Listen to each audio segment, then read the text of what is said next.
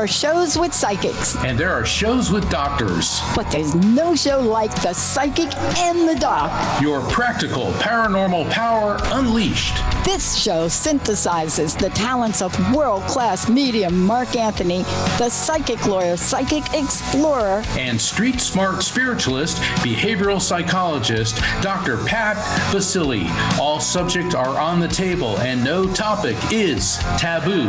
Inspiration, insight, action, and fun as Mark Anthony connects callers with loved ones in spirit. In tandem with Dr. Pat's fresh, no-nonsense, street-smart, intuitive insights.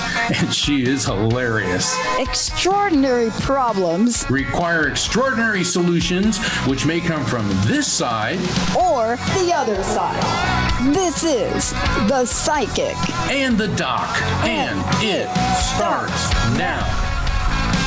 Welcome, everyone, to The Psychic and the Doc here on the Transformation Network. I'm Mark Anthony, JD, Psychic Explorer, and my amazing co-host is Dr. Pat Baccili. And Dr. Pat is the founder of the Transformation Network and the host of the award-winning, long-running, 20-plus years, The Dr. Pat Show. And the Transformation Network is just blossoming. It is... we have so many shows. Our listenership has spans the globe, and it's just getting better every day. And it's all due to the very hard work of Dr. Pat and Linda and her amazing team. Dr. Pat and I want to take a few moments to extend our condolences, our sympathy, our prayers, our thoughts, our healing energy to the victims of these horrific fires in Southern California. Both of us have friends that live there. The friends I've talked to so far, they're okay, but I just saw on the news that over 5,000 structures, that means homes, people's lives. And it's not just movie stars, it's all kinds of people from every walk of life. Businesses are being absolutely devastated. And also, I want to acknowledge the brave firefighters. Over 1,400 are on the ground. Secretary of Defense Lloyd Austin said the U.S. military is planning to step in to render assistance. And so everyone, we're probably going to be called on to render some type of aid. So please keep the people of Southern California in mind. Yeah. There are so many things in life that we feel sure-footed about. Yep. But if you've ever lived in California, and I went to school in California for 10 years, so I have a sense of it. There's a level of certainty and there's a level of uncertainty that's in your life every day. And when you live in a place where you ignore the ground shaking, it just tells you how normalized you have become, right? Right. However, wildfires and fires, we can't even call these wildfires. They're such a disaster. We watch Canada, but for the first time that I can think of, the only equivalent devastation, natural devastation, is when a 5-point tornado hits the Midwest. Yeah. Right. And so we hear a lot about that, but we've never really seen the power of air. And so let me just say, yes, we've entered the age of Aquarius. My astrology friends are all blaming Aquarius, the powerful air sign. I'm not sure if I'm right there with them yet. But 100-mile-an-hour winds that pretty much are coming from the northwest, 100-mile-an-hour winds coming down and through. That's a level of unpredictability that it's hard to imagine for people, Mark. Yeah, and what's happening is when the wind is hitting the fire itself is moving at 100 miles per hour. We saw this happen, I believe, a year ago in Lahaina on Maui, and that was horrific. And this is the same type of dynamic. It's just that it's 1,000 times the size. And I'm not downplaying what the people of Maui have endured for 1 second, because that is, and they're still dealing with the reconstruction. But what's happening here, and estimates are in the neighborhood of $50 billion. I mean, this is staggering. This is staggering, and I hope the insurance industry, which which is not winning popularity contests among the American people, really needs to step up to the plate and not pull a bunch of nonsense. So anyway, that's my 2 cents worth. And the other thing too we want to mention is, I think we said this last time, Mark. I think we said, when we live our lives, we think there are just people that are going to be in them forever. I mean, we think this a lot about our parents, right? And parallel to this, or simultaneously to this, is the putting to rest of President Jimmy Carter. Yes. These are times that many people have said are changing. The way that we hear about 2025 ushering in, one of my favorite themes, which we'll talk about, is what does it mean if you believe in traditions like the year of the snake? So what does that even mean? What does that even mean? We're not going to talk a lot about it today because, it's the Chinese zodiac and we're kind of getting ahead of ourselves. That's later in the month when we get to do that. But some of that has already started. And I don't want to sound like a broken record, but snake is one of my totems. It's also one of the transformation totems. I've had people say to me, why don't you change your logo? Why don't you do something with the T and the snake and all that? I said, because we really cover a number of logos. But this is a year, I hope, and part of what we're talking about today, to define your truth. Yes. We are. And the show tonight is about the age of Aquarius, which is an age of great change. And it's interesting when you brought up the logo of the snake, because in many cultures, snakes are revered. I mean, the ancient Egyptians, the cobra goddess Wajet, she was the protector of the pharaohs. And snakes have a great spiritual significance in Native American symbology as well.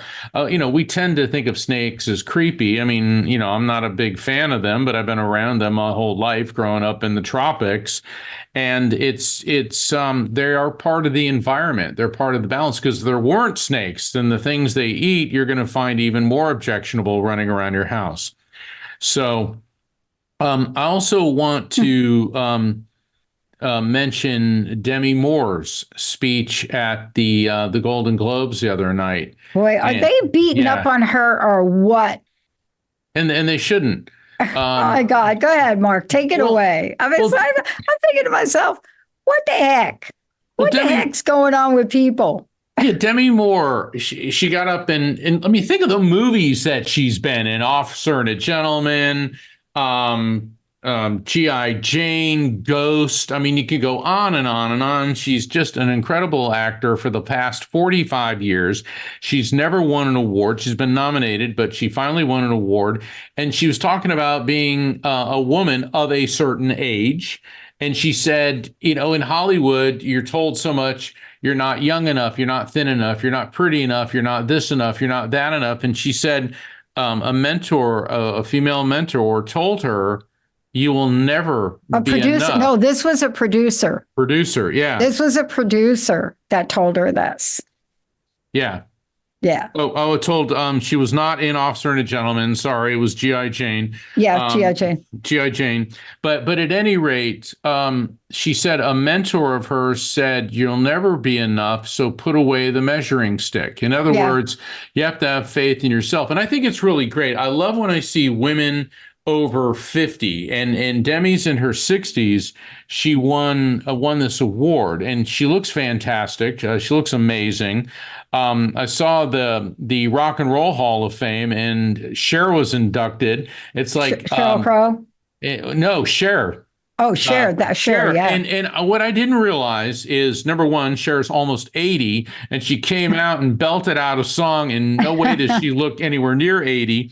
She's had a number one hit each decade for the last 7 decades. Wow.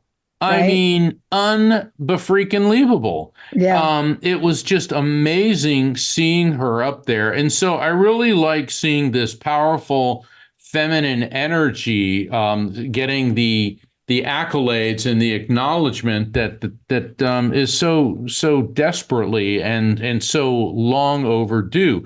And I think that's part of the age of Aquarius is a change. You know, things are changing, and the world, the universe is always changing. It's not a static. It's not a static or a stagnant system. And I think it's time that the feminine energy is acknowledged. And I know I'm not going to get an argument from you on that, Dr. Pat. No, you're not. And it is quite meaningful to bring it up as we talk about the age of Aquarius. And why are Mark and I talking about it? I mean, clearly you're going to be seeing a lot of information on the age of Aquarius. One of my astrology friends said something interesting, not mean-spirited, but was commenting on the age of Aquarius. And how did she say it? I'm going to paraphrase it.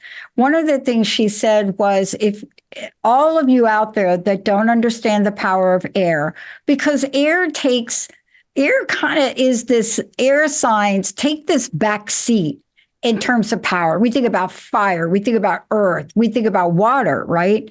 Right. But air, we think about air is what's causing the situation in California. Right. And my astrology friend, in a very diplomatic, I could never repeat it, so I apologize, in a very interesting, methodical, energetic way, talked about ushering in the power of air.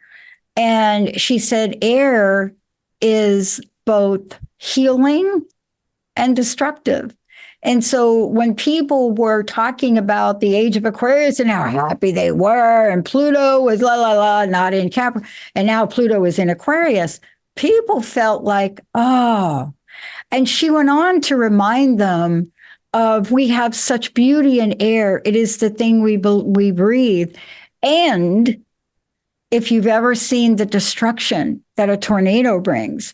Oh, and my so God, she was reminding us that don't underestimate air. See, we underestimate air because we don't think about it, and we undervalue it. And I was talking to a friend of mine today who's one of the hosts on our network, who's right in the middle of that. And I forgot about this, Mark. And she said, it's not just the fire. She said, everything's black. We can't breathe. Yes. Yeah. And I said to her, she said, we have HEPA filters. And I said to her, I learned something a long time ago. Now, please don't take my advice. I'm not an expert on this, but I'm going to tell you what I used to do. I said to her, ozone and ozone machines are highly effective in removing smells and smoke. And I was talking to her about that. And I said, look, it's going to be hard to keep up with it. But if you can ozone a room and run the HEPA filter, your air, the HEPA filter won't have to work so hard for you to breathe. And it was fascinating because my heart went out to her. I can't even imagine, Mark. I mean, I really can't. I've had some pretty horrible things happen to me in my life, but that isn't one of them. And we just want everybody to know that our hearts go out for them. And please, as an audience, if you want to help with your grief, if you want to do something to give yourself relief, there are things you could do to be of service to others in times like this. And I don't know about you, Mark, but I really want to encourage people to take a look at that. How about you? Certainly. I also would like to mention, last night I was honored to be the guest for the Helping Fathers Heal group of helping parents heal, and they what a wonderful group of guys. I mean, all of them are just loving dads who sadly have lost children, and they were very interested in our show. So I invited them to call in. So Excellent. I'm hoping to all the shining light fathers, and helping parents heal refers to parents who've lost children as shining light parents. And people say, well, where does that come from? And the thing is, Dr. Pat, there's no word for a parent who's lost a child. I mean, there's orphan for children who've lost parents. There's widow and widower, but there's no word for a bereaved parent. And so shining light parent means a number of things. One, that the light of your child's love will shine in your heart, and the light of your child's spirit, their eternal, immortal, electromagnetic soul, shines ever brightly in eternity. And I think that that's a much more positive term than saying a parent in grief or a bereaved parent. A shining light parent, to let the parents know that there is hope and that life continues on beyond the physical, which certainly on this show I believe that we demonstrate every week, and that we believe in. We really do our best. And we also add a tinge of humor sometimes, right? You have to have, we got to have a sense of humor. I mean, don't take life so seriously. You never get out of it alive, you really have to, and your body doesn't get out of alive. You do. I always tell people, when you die, you take you with you. I mean, it's so powerful to really be able to think about having a place to come, to having a place where you can ask questions. And that's what the show's about. I want to take a really short break. When we come back, let's go right to the phones, Mark. What do you think? Absolutely. I look forward to it. All right, Nat, take us out.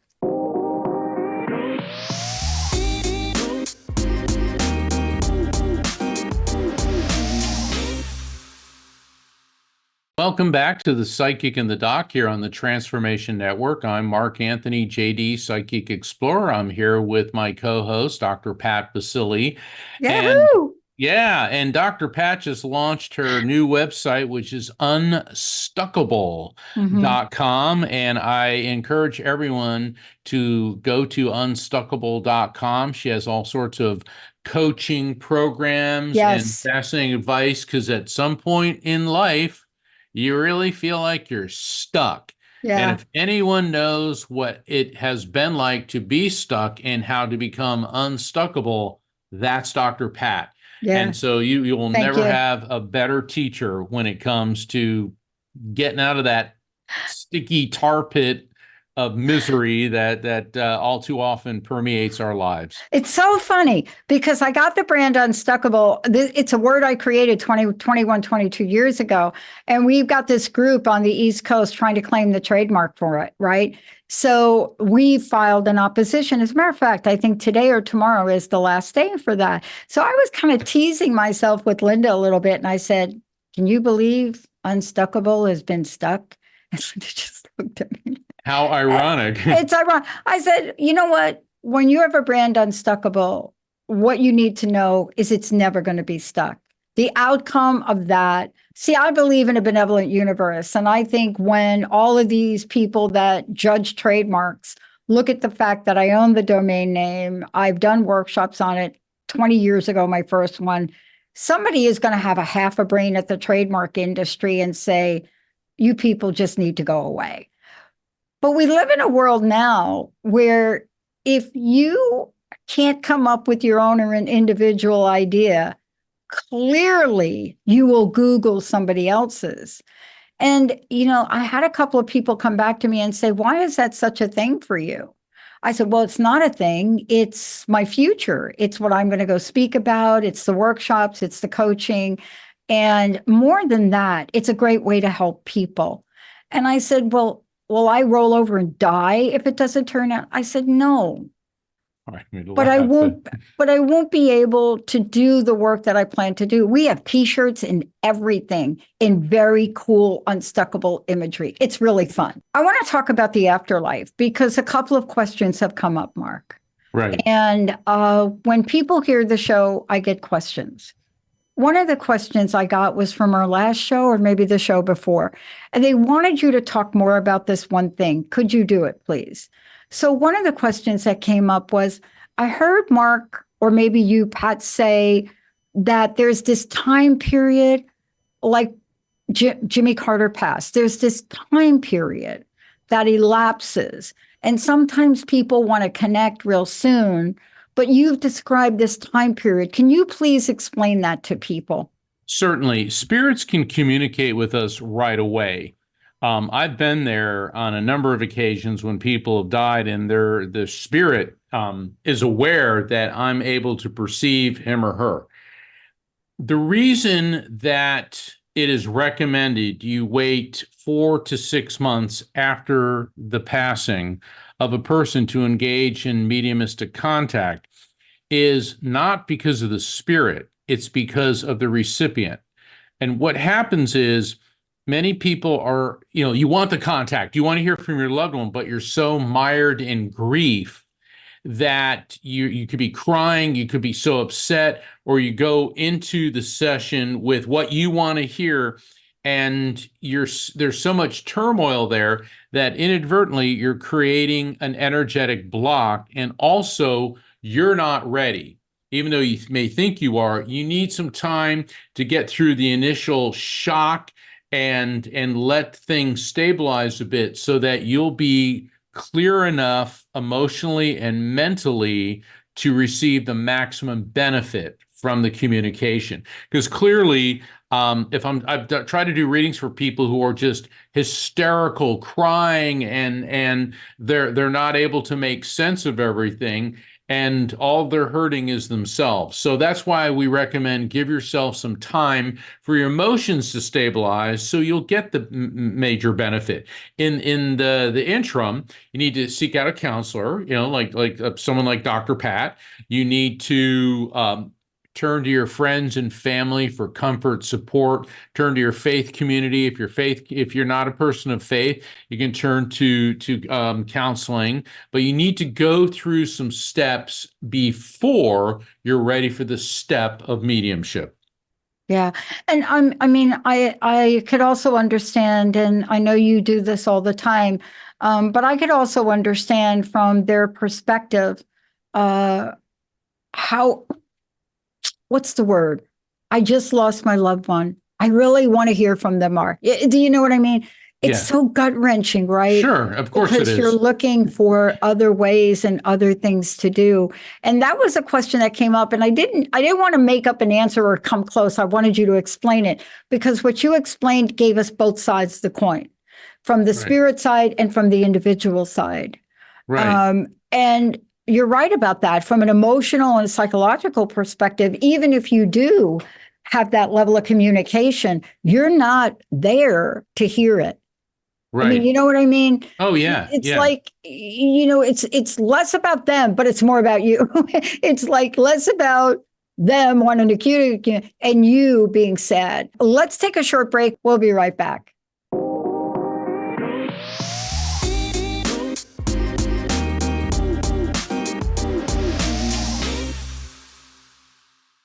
Hey, everybody, welcome back. You know, I'm a movie buff. You know, I've been since I was a little kid. You know, that was my escape, right?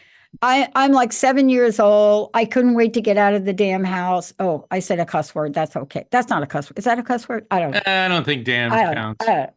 Yeah. I got out of the house. I had a bicycle, right? And I lived in the Bronx. And so in order for me to get to my parents did not take me anywhere. My mama and on the weekends, they didn't do anything. They said, here's your money, go do something.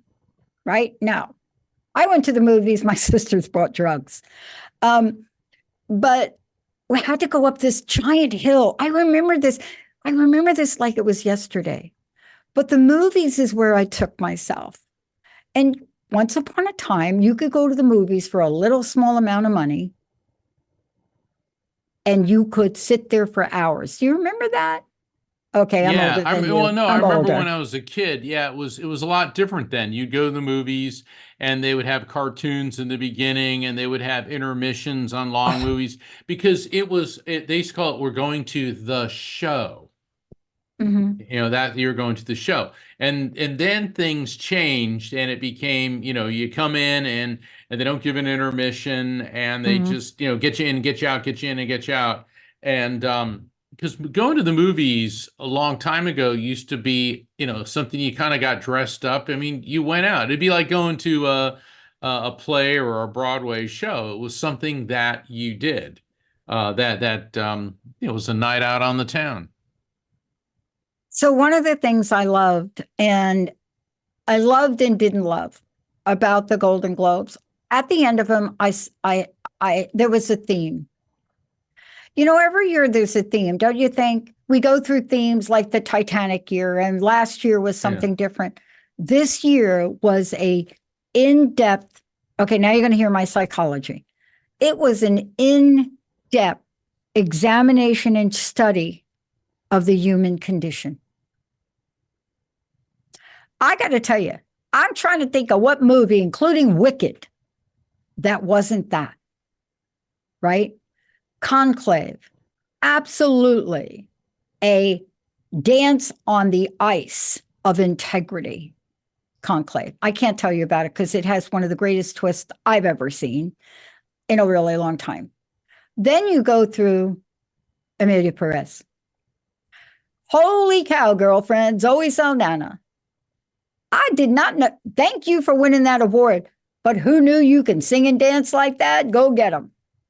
It's a musical, people, about a cartel dealer who wants to retire. And he then wants to retire and become a whore and hires an attorney to do that. And I actually think that the actress that played that role was phenomenal. But let's Yeah. continue. How about Sebastian Stan? Oh my God, a movie about you're disconfigured, right? It's a movie about that judgment. Yeah. Right? So you get that going on. All of the movies, right? Sebastian Stan, A Different Man, The Brutalist.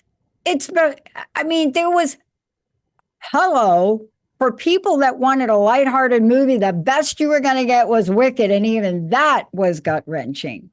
So Yeah. that was the theme. What do you make of that, Mark? Well, I haven't seen any of these movies. But what do you think of the idea that, okay, I'm not saying I'm a downer. I'm just saying these movies are intensely amazing.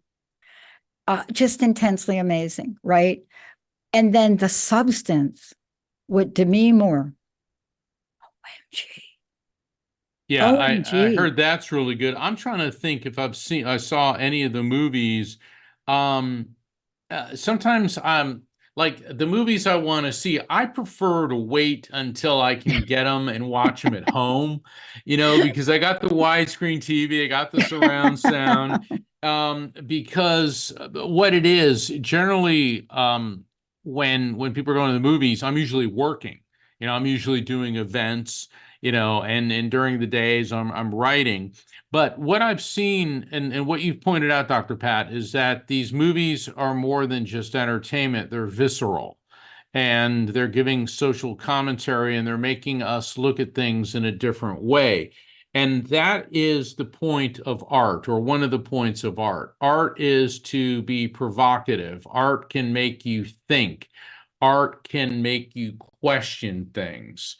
And obviously, conclave, it takes place in the Vatican with selecting a new pope. Can't imagine intrigue and treachery happening there. So well Wicked, done. Wicked is, from what I understand, a study in human dynamics and your self-perception, and because it appears like the green witch, which eventually turns into the Wicked Witch, and Glinda, who's the good one. Originally they were friends, and then something went sour, And these things happen. The Brutalist. I loved what the host, I forget her name. She goes, "Oh, Adrian Brody, two-time Holocaust survivor." I mean, it's like a horrible joke, but a funny joke because Adrian Brody is a magnificent actor. Yeah. And he won the Academy Award for playing a Holocaust survivor, and then he's in The Brutalist, which apparently has those repercussions as well. So I think it was really, really fascinating that we're getting movies that aren't all about photoshopped looking people running around on a beach. Yeah. These are real people, or even in the fantastical story like Wicked. They may be different colors and witches and all this, Hmm. but they're bringing out the inner issues with people. Yeah. And that's what art does. That's why I always like science fiction, because in science fiction, Okay. you Yeah. make a commentary on society without it being our society. Um, okay. Did you say sci-fi? Yes. Okay. And then I got a question that just came in. And again, I apologize to the callers. And Matthew, please, our hearts go out to you. We'll make sure. I don't know what's going on. Yeah, for all the We don't know. callers and This is just listeners, a weird. This is just like a weirdo thing. in almost 4 years of doing the show, this has never Never happened before. happened. We're having technical difficulty, and I want everyone to call back, or I'm inviting everyone to call Yes. back next week Yep. because our team will have this fixed by then, because that's what we're here for, is to take Yep. your calls. Yep. And the team's working on it to see if they can get it resolved now. So if you do want to call in, Yeah. please call in. We'll see if we can get you in. If not, the team will Next talk to you. week. And I want to make a promise. Next week, Mark and I will spend no more than 5 minutes on our opening intro so we get as many calls of you guys in. Okay. So I got to give a shout out to a couple of people. You ready? Okay. I had no idea.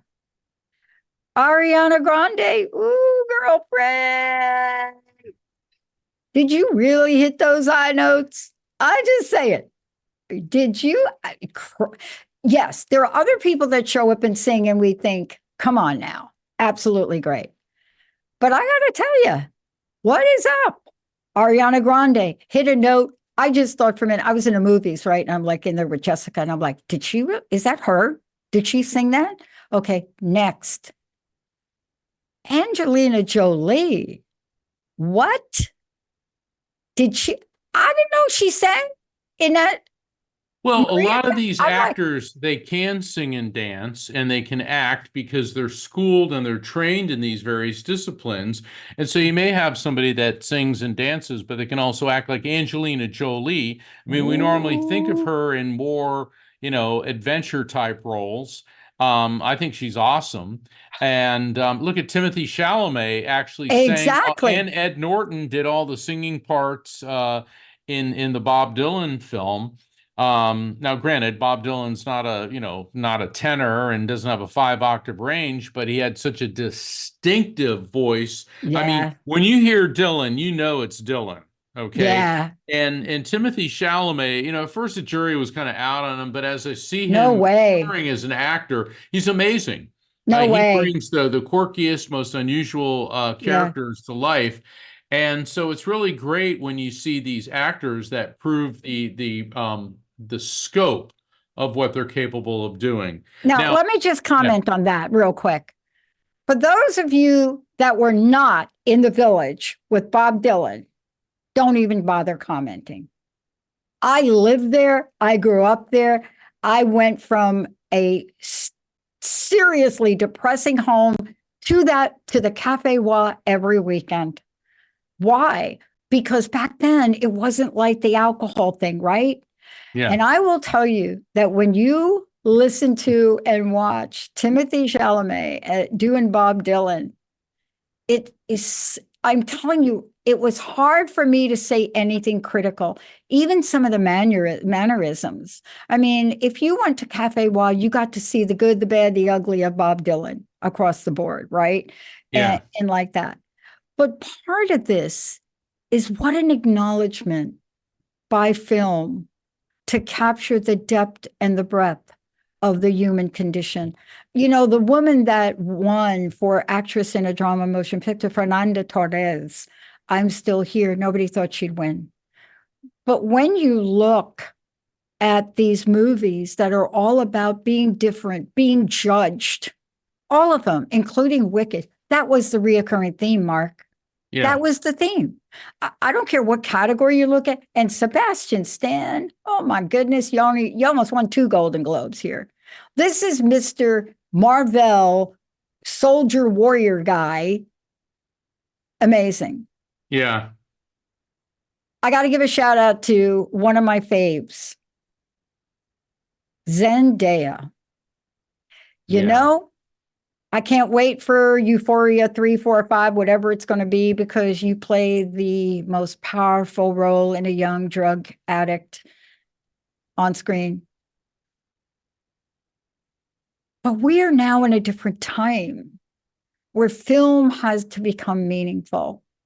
And I think that's what we're talking about here. We're talking about, now, I don't know whether these people are going to be nominated for Oscars, but did anybody out there raise your hand? Hello. Did anybody out there think Shogun wasn't going to do a clean sweep? Raise your hand. Rocky, put your hand down.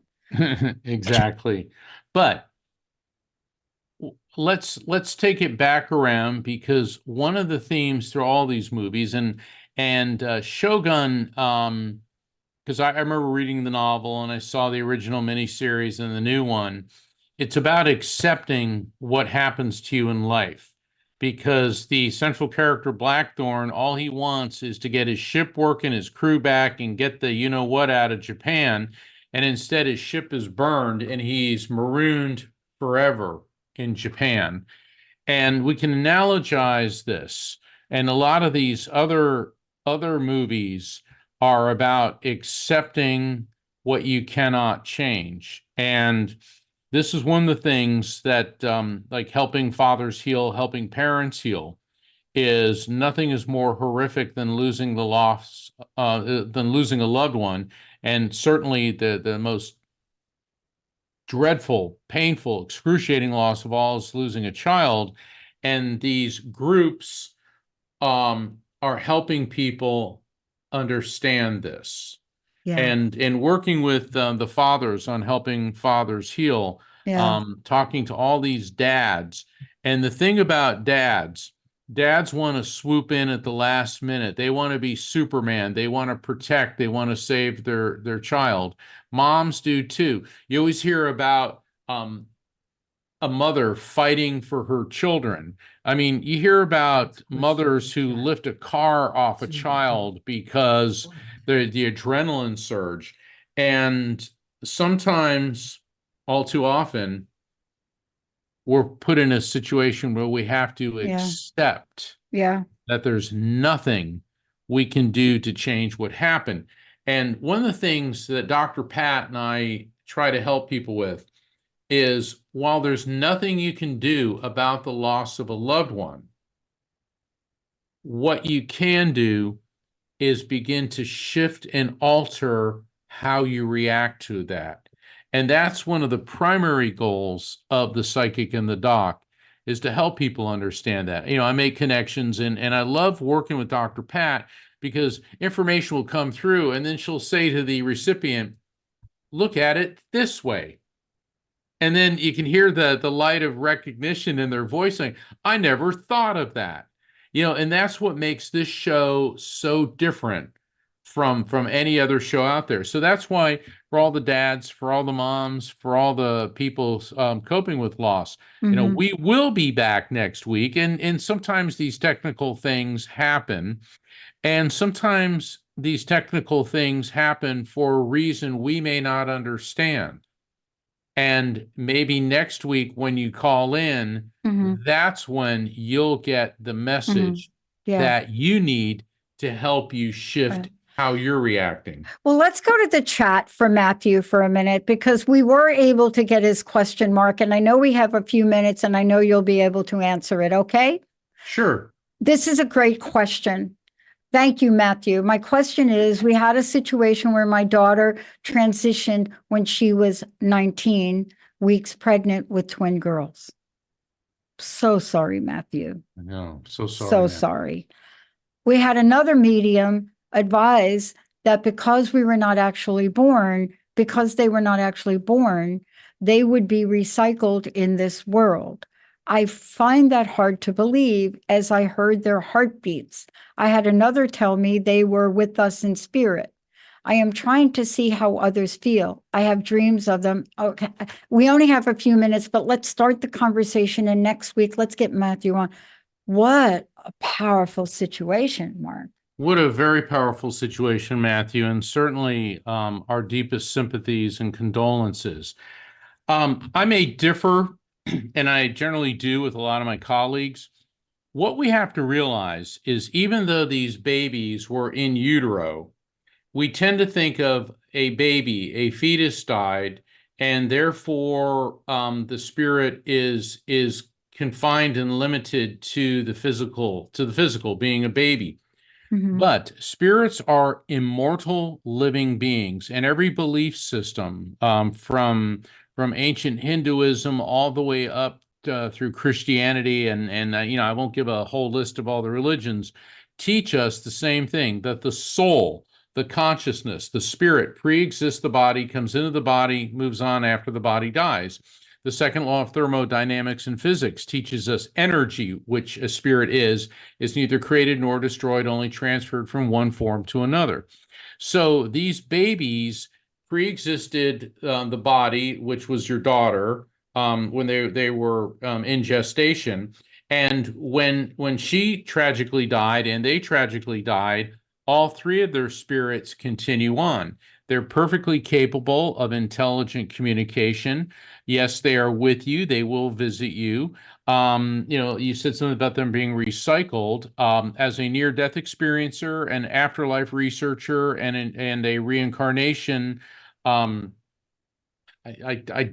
authority, I guess, because I talk and write about it quite a bit. I believe in reincarnation. It's the eternal cycle of life. So yes, they're going to come back, but so are you. We're all going to come back at some point. And so, as tragic as this is, your daughter lives on as an immortal living spirit, as do these beautiful twin babies. Mhm. And when it is your time to transition from the material world to the other side, and that could be 50 years from now, it doesn't matter how long it's going to be, they're going to be there for you. And there's so much more I could talk about in this, but please rest assured that the people that you love so much did not Yeah. disintegrate into nothingness. Yeah. They're not in some limbo. They are immortal living spirits who are fully aware of what's going on in your life and perfectly capable of spirit communication.